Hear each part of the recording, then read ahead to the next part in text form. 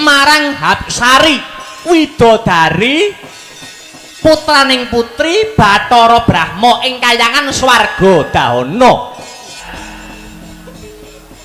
Anakku bocah bagus Dewasrani, wis ana seminggu iki kowe kok katon gembol perkara kang ora enteng ki janjane sing kok pikir sing kok penggalih ki apa nggih Dewasrani? Saka lekering netra kang sarta jaiting wimbo ana babakan rasa kang kineker. Ana apa nggih Dewasrani? Maradiage sambata menyang ibumu aku Bathari Durga panguwasa ndandang mangure nggih bocah bagus. Nggih Kanjeng Ibu, pranyata leres dawuh jengandika Kanjeng Ibu Bathari Durga, mbok bilih sakmenika wonten ingkang kula penggalih. Lah ya matura, apa sing kok pikirake Dewasrani? Mbok menawa ana reruwet ibu bisa ngudari, mbok menawa to ana pepeteng ibu bisa madhangake Dewasrani. Kowe iki wayahe mangan ya ora mangan, wayahe turu ya ora turu, jane sing kok pikir ki apa matura nggih? Nggih. Nuwun inggih Kanjeng Ibu matur nuwun.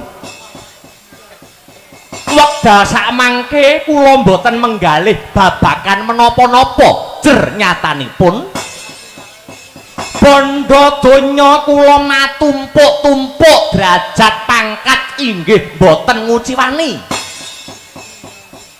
Nanging manipun Kanjeng Ibu, dereng jangkep gesang kula bilih kula dereng gadah wanodya sisian ingkang saged ndampingi gesangipun Dewasrani Kanjeng Ibu. Batobat jagat Dewa Bathara ya jagat pangestungkara arep rabi wae kok dadak bingung ki ngopo Dewasrani? Sing kok bingung iki apa? Kowe kuwi ora kurang samu barangmu. Dasare kowe iki ya ratu sugih, ratu kondang, bondo ya pirang-pirang. Wong wedok roh kowe kuwi ngintili tak omongi. Ngintili iki cilik, nek gedhe iki kintil gedhe ngono lho. Maradiage, cah wedok ngendi jenenge sapa matura pun ibu? Pun ibu kang bakal saguh nglamarake. Kowe njaluk cah wedok model piye? Sing ramping, sing semak, sing bokonge gedhe sisih. Pilihan mesti kelakon. Ayo matura Dewasrani, matura. Nggih, Ibu. Bares kores bloko suta blak kutang terus terang. Ingkang kula gadang-gadang sakjroning ati menika sanes wanodya limrah Ibu. Lho, banci ngono? Lho mboten. Nanging ngemongaken wujudipun widodari. Dewasrani, apa kowe lali? Bapakmu ki panguwasa ngendi? Panguwasa kahyangan. Kukulun Bu Bathara Guru, ngerti apa ora kowe? Nudinga wae. Tartamtu keturutan apa kang mbok pengenake Dewasrani? Lho nggih. Mboten asanes Kanjeng Ibu ingkang saged nyenggol intining jejantung kula. Nuwun inggih punika widodari swarga Dahana, atmajanipun Bathara Brahma. Nuwun inggih pun Dresanala Kanjeng Ibu. Piye balenono? Balenono Dewasrani.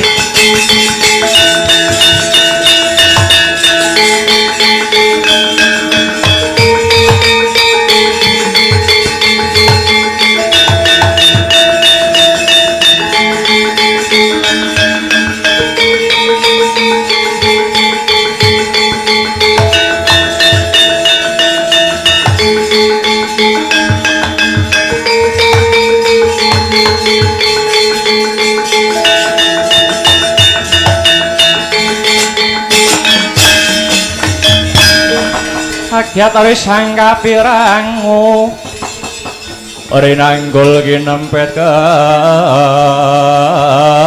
kampit duh sangretnaning bawana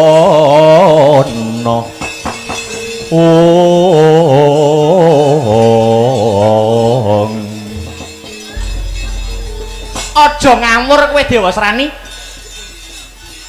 Widodari kayangan ki akeh kena ngopo kok kowe milih si Dresanala. Kamangka Dresanala kuwi wis duwe bojo, paham apa ora kowe iki jane? Nggih. Kula mangertos bilih Dresanala punika sampun gadah garwa, nggih punika satriya panengah Pandhawa nun inggih pun Janaka. Kene kowe ya mudeng. Kena ngopo kok kowe milih sing wis duwe bojo? Kuwi jenenge ngrusak pagrayu, nyures terus ijo. Paham apa ora kowe Dewasrani? Kanjeng Ibu. Kanjeng Ibu menapa mboten mangertosi bilih ati kula sampun mboten kenging dipun gorohi bilih kula tresna kaliyan si Dresanala. Kowe iki nyawang githokmu Dewasrani. Bojone Dresanala ki sapa? Panengah Pandhawa si Janaka. Ambak kowe iki ratu, ning kowe iki ratu cilik. Beda karo si Janaka. Nadyan tok amung satriya, ning satriya kondang. Satriya kondang kaonang-onang kajuara saindeng ing jagat raya.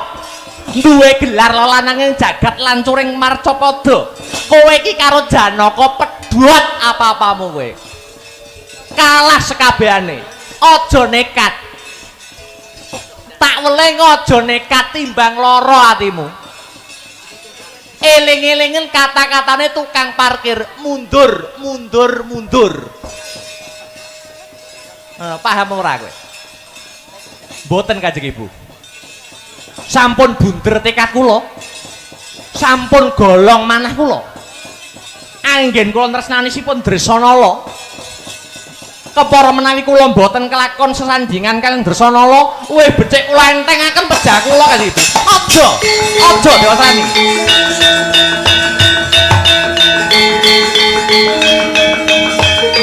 Maju lungguh musawara.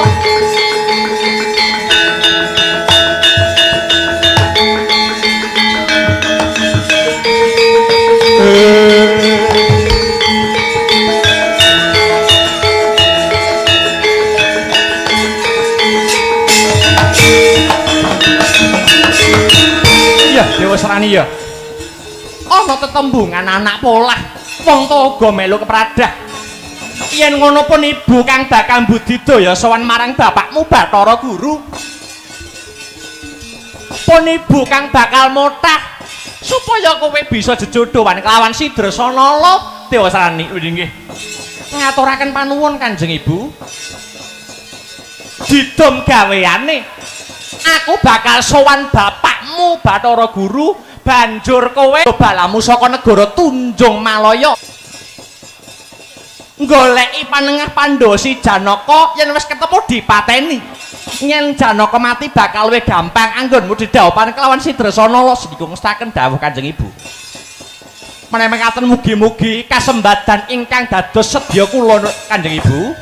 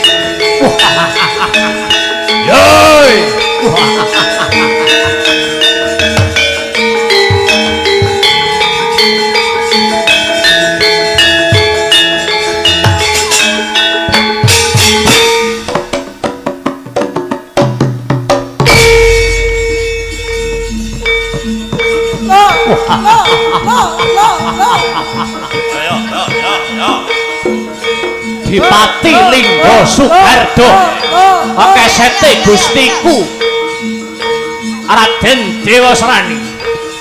Tuh.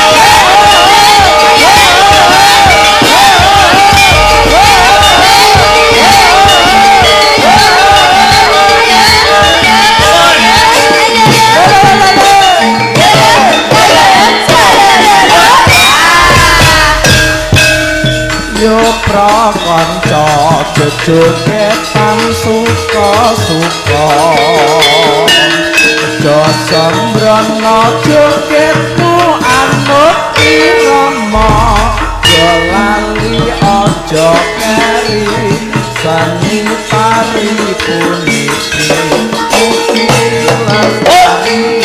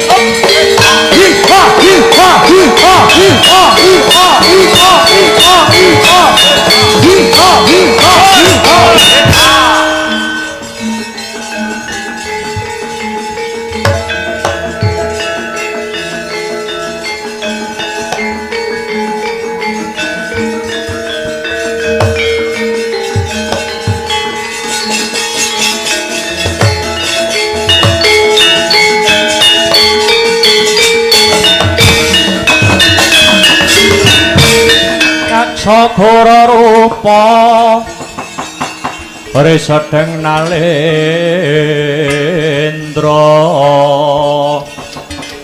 yaksa lelaku kang malawan lengkang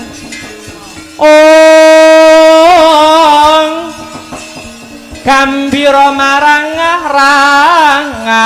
ngisi siyung metu Prabowo Guru mawalian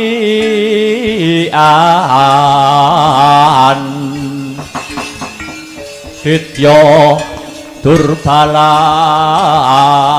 Harso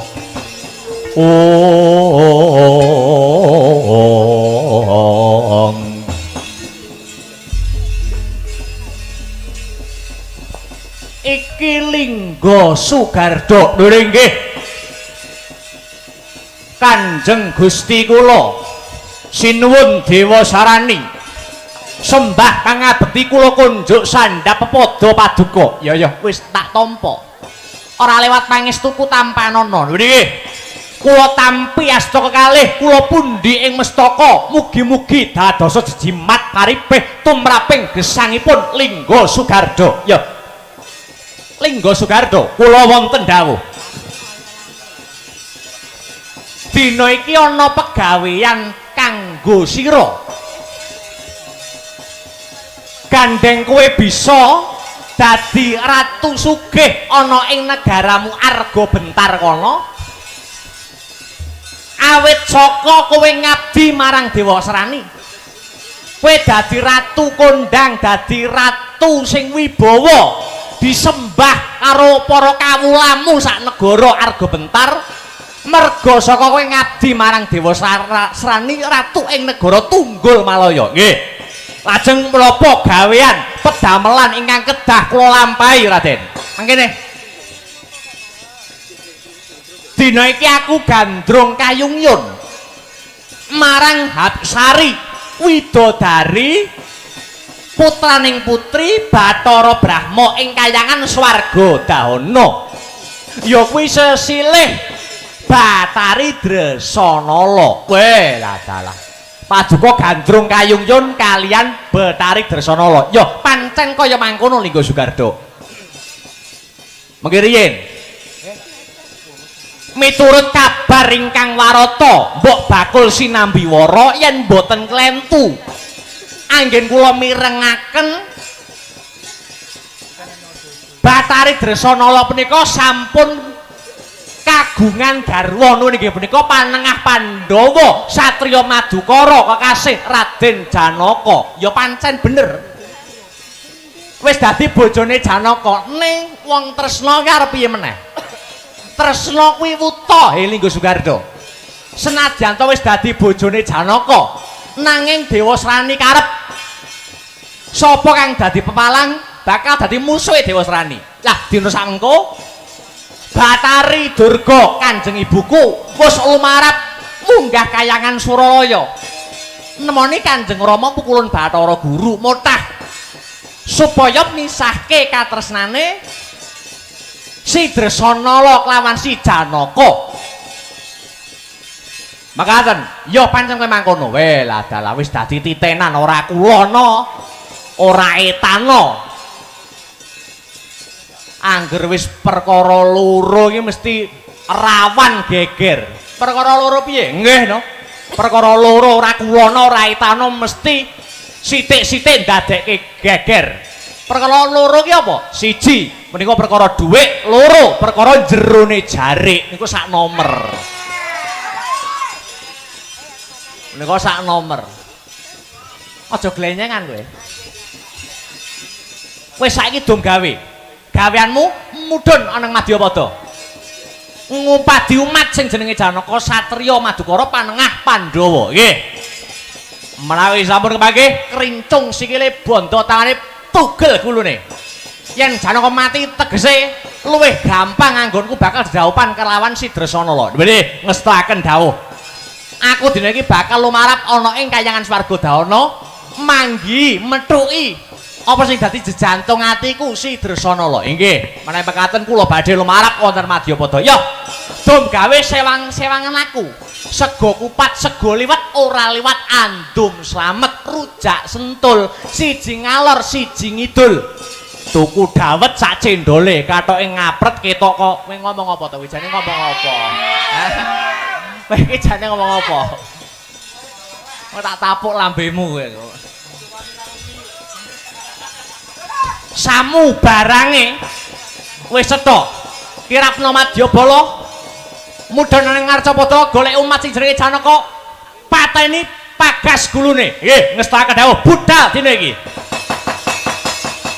bende beri mangungkong suling slompret terus nindihi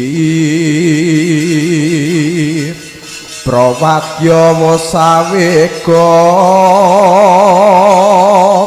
wis sajuru-juru kumlebet ingkang bandera nenggodhamu siaga arsa lumaris netepi darmaning praja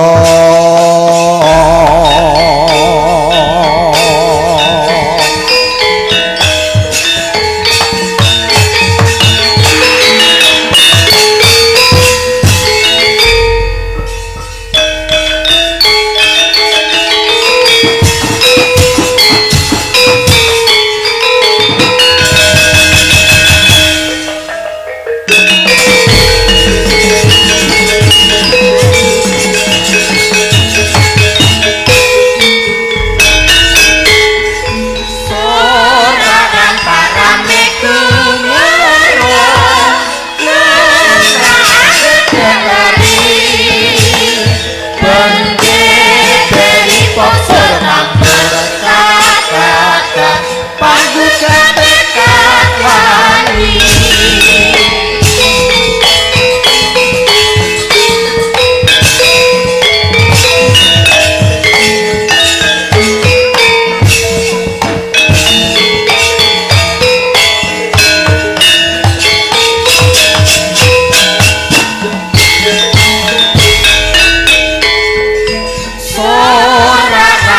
Rame kumuro kumrang deketari bende dari poksor tambur kakak pangguga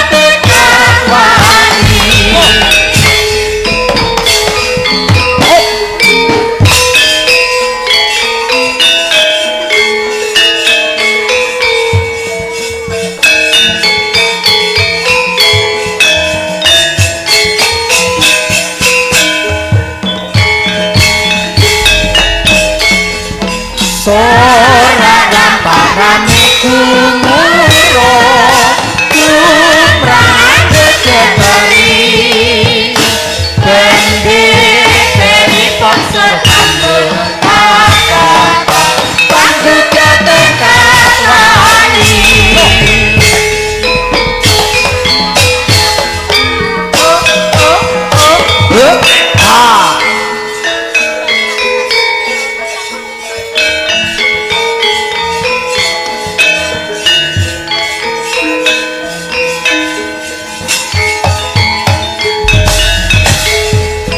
Sorak rame kumuro kumrang deketari bende dari poksor tambur kakak pangguga tekad wani